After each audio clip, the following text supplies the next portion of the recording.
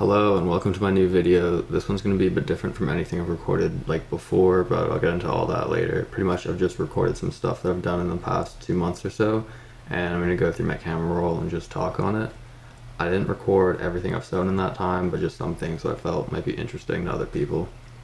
And the first thing here, I've already posted on my Insta, and it's this sunfaded hoodie. I originally sewed this as like a sample. It was just to test out a pattern. I'll put the pattern on screen. It's like a modern one that you can still buy. At first I didn't really like it. Just like put it aside with a bunch of my other just like fitting samples. Eventually I decided I kind of liked it. Sewed that patch where the pocket is on top of it because I was like, I'll leave this outside for a while. I had left it out for about 10 months total. I flipped it a bunch of times.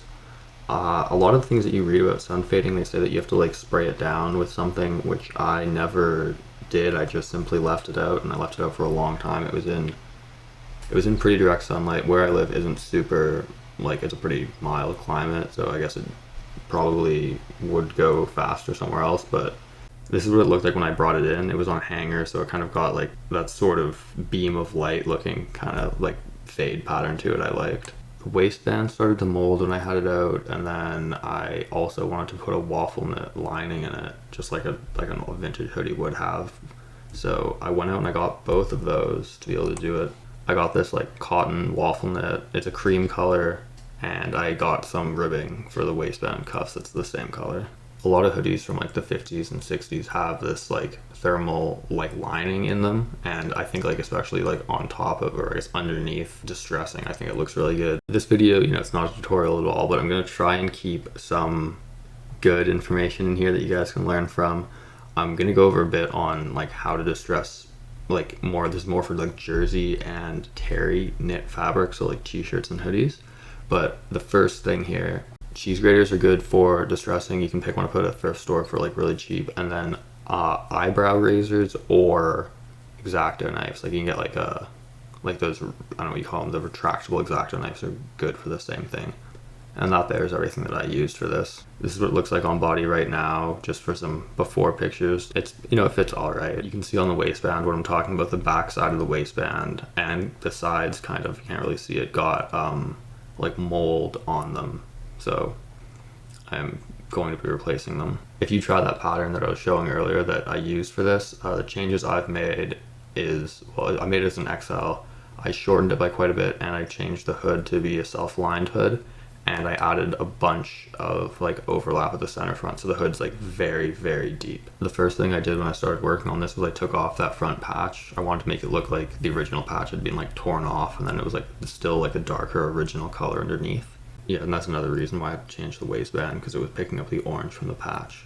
This right here is like a much better shot of the actual fading. You can kind of see what I mean. It looks almost like the sun, like rays of lights. You can see the very light line across the hood where the actual like top edge of the hanger that it was on. And yeah, you can see that pocket, like, well, the removed pocket and like how it's darker there. If you want to try to do this yourself, you don't need to have like any sewing skills at all. You can just leave something out in the sun. Where I live, it's like pretty mild. This took 10 months, but depending on where you are, you might be able to get something like this pretty fast. And it also totally depends on the fabric that you're using. Some fabrics will go faster than others. Some fabrics will actually fall apart if they get too much UV, so it's random. But you can just look at it as it's going on, because it's such a long process, and you'll be able to figure it out. Also, it probably is clear, but I didn't like write a script for this video really. I'm just kind of talking at it, so let me know what you think of this. I know some people just watch them regardless of like the quality. Obviously the quality was never good, but like some people just watch them regardlessly, which I appreciate. So if you whatever you think of this type of talking at it, it's like, if you guys think this is good, let me know, because I could do this much more often. So this here is the front patch. I did like a bunch of testing on it, so that's all sorts of like different things, and I'll get into how I actually did it, but I just wanted to test it out on that piece first. So everything that I'm talking about as far as distressing for right now, I'm talking about like jersey and terry, so that's t-shirts and hoodies. I know it's not something everyone's into, but like personally I really like it, the way that those fabrics, when you wash them enough, you like through the washing machine, it loses fibers, and eventually along the grain it breaks, and that tension that the fabric had when it was loomed, it kind of causes all these cuts to almost flower. They come out a bit. the edges of where they've broken. I really love that, and as well just the kind of moth-bitten look where you get these little holes in it.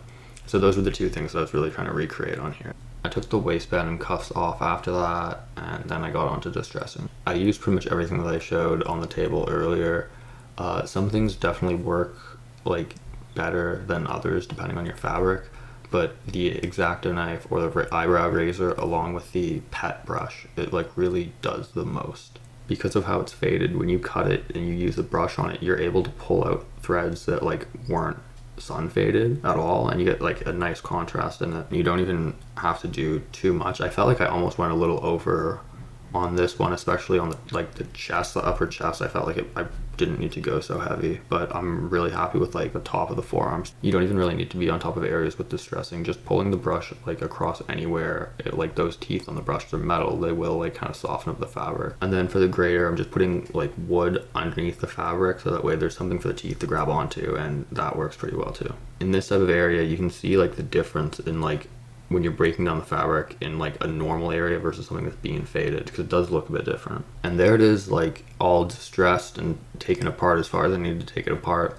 You could, if you want to do this yourself, you could just like leave off at a point like this. I wanted to repair it. I wanted to have something that had that much detail, because I like working on projects like that. But I'm pretty sure that there are like a lot of people who actually just prefer the blown out over the repaired look, but it could have just been left off right here. It looked good. The next thing that I'm doing here is I'm cutting I guess it's like either the lining or it's the reverse side. And again, it's just that cream colored waffle knit. I'm cutting it to the exact same pattern as I cut the hoodie in the first place. For some reason on my GoPro, if I want to take a time lapse, it has to be in fisheye. So here's a rare angle of my sewing room. There's everything once it's being cut.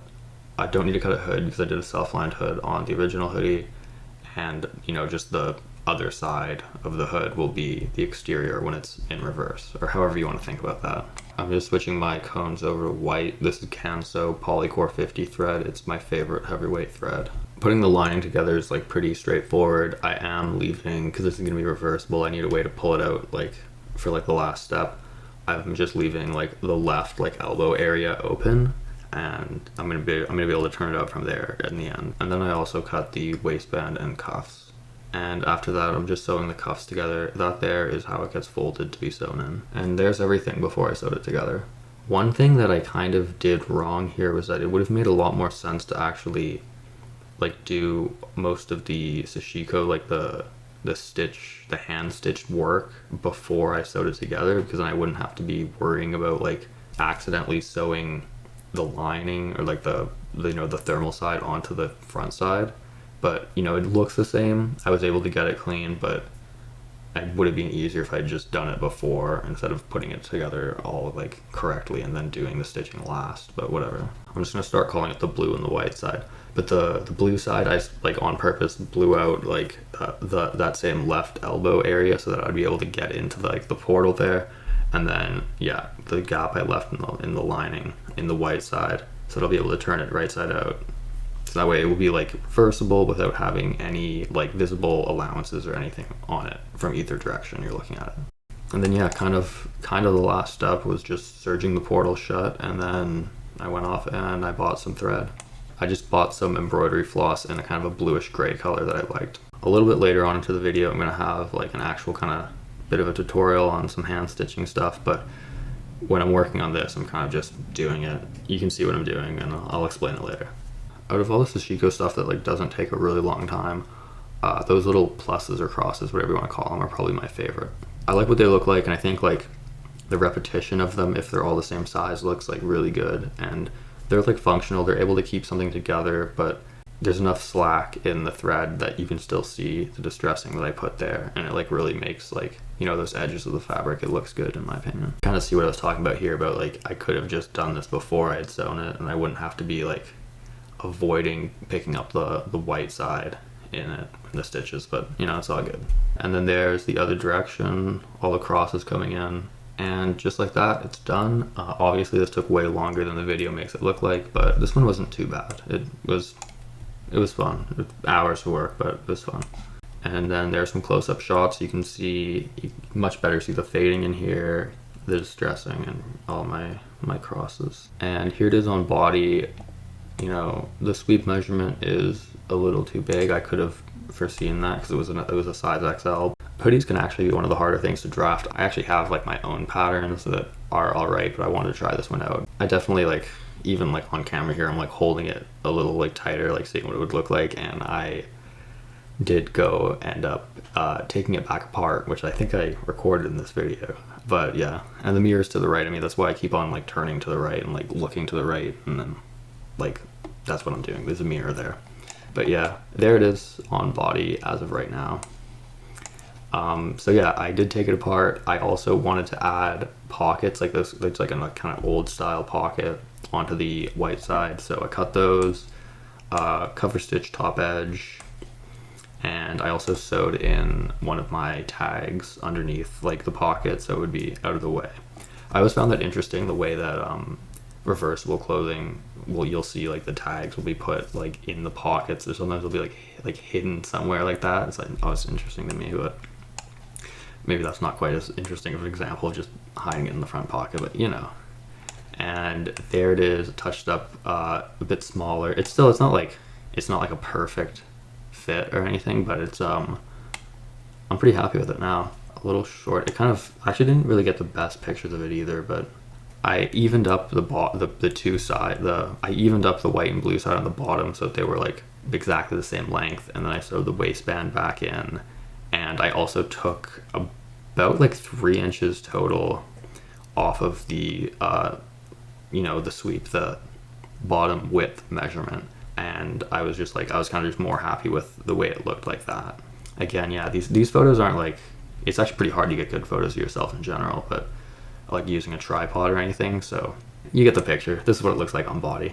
And again, you can see like the hood, how big the hood is. It's got a lot of overlap at the front edge. The blowout, like where the portal was to like the last stitch where I turned it inside out from, I left like a large, pretty much unrepaired like tear in that same like left elbow, which I actually really like what it looks like, and like with the white side shining through, I think it looks really good. There I am like holding it up, and then yeah, that's what it looks like inside out. And yeah, I guess you'll see what the white side looks like in a second. That's what the other side looks like. It's a nice cream color. The waistband and like, you know, the waistband cuffs and the thermal, they actually all like match really well, even though I bought the fabrics at completely different stores, which is rare to have something like that line up. And yeah, the hood's still blue because it's a self-lined hood, which I like. I don't mind that at all. I think the blue hood on it looks good. I'm actually really glad that I added pockets to this. I know it's like out of season right now, but when the time comes back and it's cold enough too, I'll definitely be wearing this a lot. So yeah, also sorry if you can like hear the clicking. I'm like scrolling through what I've edited while talking, so if you're hearing the sound, I'm just like going through I should probably just try to stop doing that, but yeah, that's what that sound is. It's just the mouse as I'm scrolling through. Yeah, so sorry about the terrible audio that you're having to listen to, but I don't really want to do this any other way. And that there is pretty much the whole project. And yeah, there it is laying flat on my sewing room floor. You know, sun fading especially, not a particularly hard thing to do. The distressing and stitching, hand stitching, aren't that bad either, so try it out if you want. Okay, so the next thing that I've recorded here is just like a little repair job on these pants. These are being ripped for a while now, and I kind of liked it because I wore these a lot in the summer. Just like kept them cool, I guess. But I've ripped them like way further in one direction, and I've also ripped them vertically now. So I'm going to show you how I solved that. I got some matching like thin cotton fabric, and I got some matching thread as well. I have this like washable glue stick. I use these for a lot of things, but they're good for like keeping down backing temporarily. I basically just glue around the area, put the backing on top, and just like I'm pressing it down here with a paperweight, but you know, you just gotta like make sure it's kind of attached, and that's it. From there, I'm just turning it right side out and then putting some pins in. It seems kind of overkill, but it does help to have both pins and glue, just so nothing moves around. I'm also doing all of this work on my Singer instead of my normal machine, just because it's a lot easier with like being able to take out part of the bed on here. It gets easier to get into certain areas. Stitching back and forth, closing up all the areas over, like, you know, where I put the backing, and then just turning it inside out and trimming off all of the excess backing. I kind of find it easier to go like just do some of the stitching first, so that way you have all the threads out of the way, the backing's cut properly, and then come back and do the full amount of stitches that you want, like as a second step. And there it is, all done. I've always watched other people's like recent pickups videos, so I decided I'm gonna include that in here. I really don't buy much stuff, but I got a few things that I've gotten in the last couple of months that I'm gonna show off, and one little sewing tool too.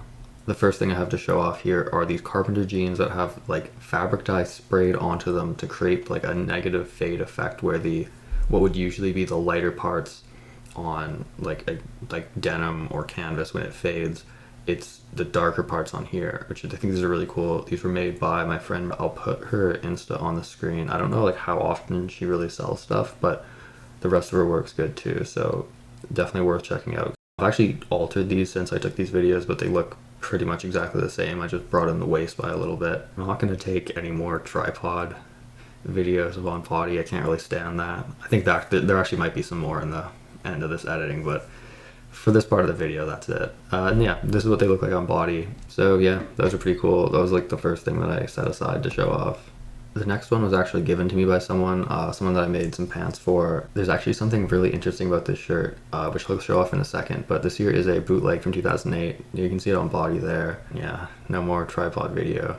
So what's really special about this is that it has a shoulder to shoulder tape seam, but it like a normal t-shirt would, but it's not sewn on a twin chain machine. I've seen this before on t-shirts like at a store, like a vintage store. I've seen this a few times, but I was never able to like, you know, stop and stare long enough to figure out like how it was like done, or like even what was going on. But now that I have this in hand, I was able to figure it out, and I'm going to show you guys how you can do this too if you want. I did this on a hoodie for this video, but it works on pretty much anything that has a collar and a front and back torso piece. So I went out and bought some like nice just white pure cotton French terry for this, and some white rib knit as well. And I'm going to be making like an afterhood, like a much older like vintage hoodie, and I'm going to be using that same assembly that I just talked about earlier for this. In this first clip you can see I'm doing like the double V, where there's like rib knit in like kind of a V shape on both the front and the back, and that's what I'm sewing in these first couple of clips here. Putting it in with lock stitch because it's hard to, you can't really get a sharp curve in overlock, so lock stitch first, then like trimming the allowance so it's able to lay flat, overlock, and then lastly cover stitch, and that gets you a nice secure V shape. And as well, the pockets, just while I have the cover stitch machine up, I'm just doing the top edge of the pockets. I've sewn on the pockets blind just because I've seen some vintage ones like that before, and now I'll explain the actual assembly here. I need to measure the entire neck opening to be able to figure out the dimensions for the collar, but I'm also measuring the front and back separately, so that way I'm able to figure out the ratio between the front and the back. But usually it's about like 60-40, where the front's bigger. That's like general. It can depend on what you have though. Once you know that ratio, you can mark on your collar where the front and back half of the collar are going to be.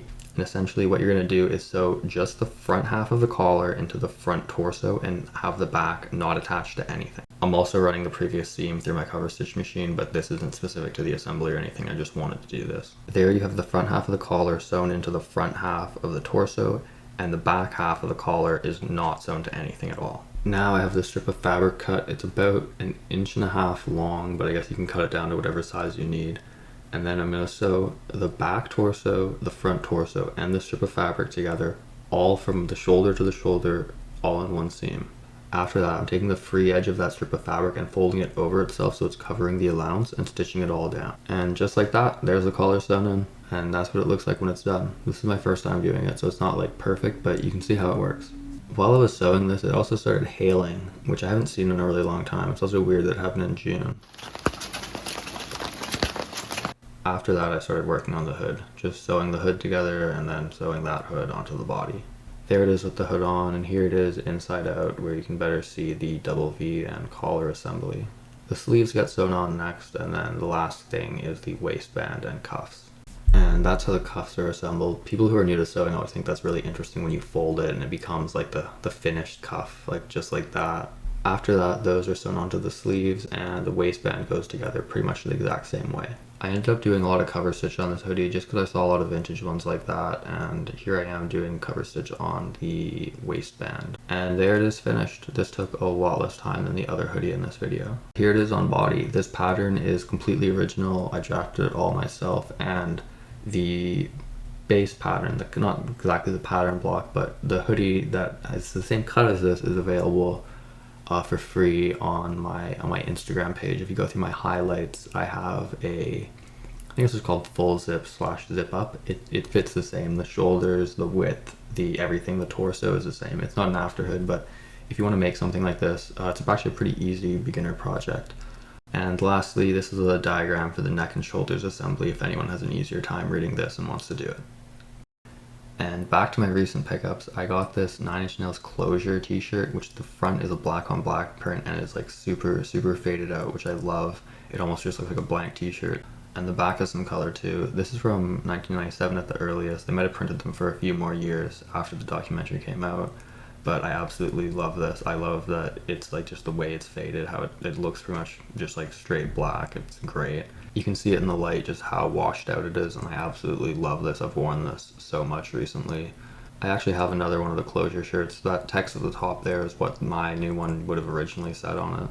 Both of these feature pretty much the same graphics. Closure was a tour documentary that kind of followed the band from 94 to 97. It was mostly just live footage, but I'll link it below if anyone wants to watch it. The first part at least I'll link below, and I'll play some clips on screen.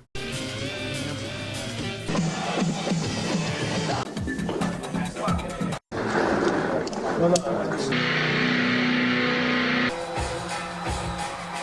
nothing like a nice stressful day. Please welcome 9 Inch Nails.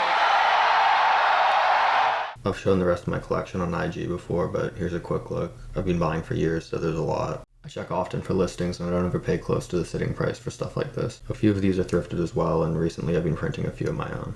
This is one that my friend wanted that I made for him. The next thing I have here to show off is one of my favorite shirts I have. This is my second one now. It's from Skinny Puppy, from their album The Process. It's got a bunch of processian symbols on it, which is what the album was named after. There was 5 shirts done in this same style.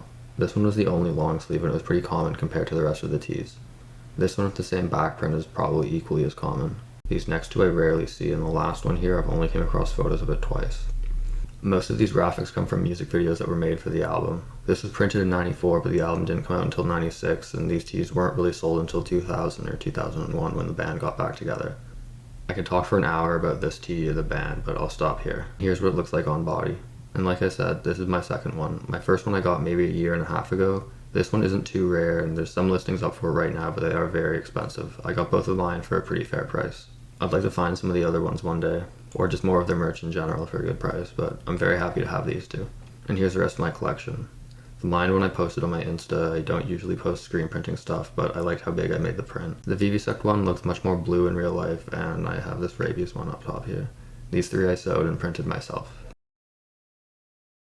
And the very last thing that I got recently that I'm going to show off is this button spacer. I've been meaning to buy one of these for a while, but I just haven't, and I was lucky to find this one at Value Village. It was like $4 if I remember correctly. It's used to space things out evenly, and it expands to whatever size you need while keeping the distance between the points the same. It also has a bit of a ruler on one edge and has measurements counting inwards from the points. You can use it to evenly space anything, but most commonly it would be buttons or the openings for buttons. On each denim jacket that I've made, I usually measure the whole distance and divide it by the amount of buttons I have and then mark it off, but this is much more convenient. Okay, so the next thing that I worked on, these here are a pair of pants I made recently. I made them completely out of scrap fabric, and because of that, they don't exactly sit evenly, so I'm going to be trying to touch that up in this part of the video. You can see what I'm talking about here in the video, kind of just like the areas, like especially that ankle, it really buckles just because of how lighter it is. And the inner thigh on that same side as well is very light. And I'm going to try and fix that by hand by just sewing in more scrap fabric on the inside and the outside of the pants. I've got this black canvas here and I'm just putting it underneath my pants and marking off like a general area just to rough cut it out. And then after that I'm going to be cutting it a little smaller, make it fit to the actual size I need, and then stitching it in. And this patch is going to be sewn onto the inside, so that's why I have the pants flipped inside out. I'm going to explain how to do hand stitching in a second, but for right now you're just watching me do it on the pants. It's basically just going around the edge of the patch all the way and then tying it off. I added probably 4 or 5 patches on here. I didn't film the other ones, but it's all pretty much the same thing. And that's what it looks like on body now. It's not like absolutely perfect, but I think it's kind of just the nature of it. It's not going to ever be even because it's not made up of the same fabrics, but I think it's good enough and I'm happy with the improvement. This is one of my favorite things I've ever made, and I've worn them almost every other day for the past few months now. All the buttons and hardware were brand new, but all the fabric was just scrap that I had lying around. I had been meaning to do something like this for a pretty long time, but I just never got around to it until recently when I sorted out all my scrap fabric by color and eventually just put it together like this. It's also really interesting because if it's your scrap fabric that you're using, then it reminds you of all the things that you've made in the past. Next, I'm going to explain a bit about hand stitching. For this, you want to use embroidery floss usually, or just a thicker thread in general. It's going to look better. And an easy trick for threading anything that's heavier is to take normal thread and go through and back the eye of the needle, and then put your heavier thread through the loop that you've just made and pull it through. First thing to do is tie off a knot at one end of your string, and then I usually go through the back of the patch and just start like that without actually picking up the main fabric, just going through the back of the patch. I think the video alone kind of explains it best, but basically you're just going across and under and then coming back up. And just by doing that, you'll get this row of dashes and that will hold down anything. You can also stitch diagonally like what you're seeing now, but in my opinion, that's a little harder to make it sit flat, but it just depends on what fabric you're working on. When you get to any corners, just go under and come up wherever you want the next stitch to begin. And whenever you're ready to end your stitch, you just tie it off in a knot. If you don't sew currently, hand sewing is very inexpensive. It's a good thing to know and it's pretty easy to learn. I did this in green thread just so that it would be easy to see, but I went back and did it all over again in my normal thread just to show how strong it is. Some people even use dental floss instead of thread. You can even just sew patches like this on your machine if you want to. And I'll also explain a little bit about sashiko. You'll pretty much always get nicer results if you draw a guideline first. You draw all the lines on the back side of the fabric, then go in and out at all the intersections where the lines meet. There's many other sashiko patterns, but the pluses or crosses are my favorite, so this is what I usually do. This one doesn't look great because I did it really fast, but here's some pics of other ones I've done. Just keep in mind that it looks much better if you use a heavier thread. Just those two types of hand stitching makes up most of the work on these. I've worn these a lot since I've made them, and that really helps you get better at making clothing. By just wearing something that you've made daily and comparing it to other things you own, it'll really show you what's important to do. The 3 key things for making good clothing that you want to wear are 1. Test wearing your stuff for comfort and utility. 2. Taking apart existing clothing so you can understand assemblies and order of construction. And 3. Spending time sewing so you're familiar and comfortable with your machine. And this brings us to the end of the video. Let me know what you think about this one because it's a lot less work for me. Thanks for watching. Bye.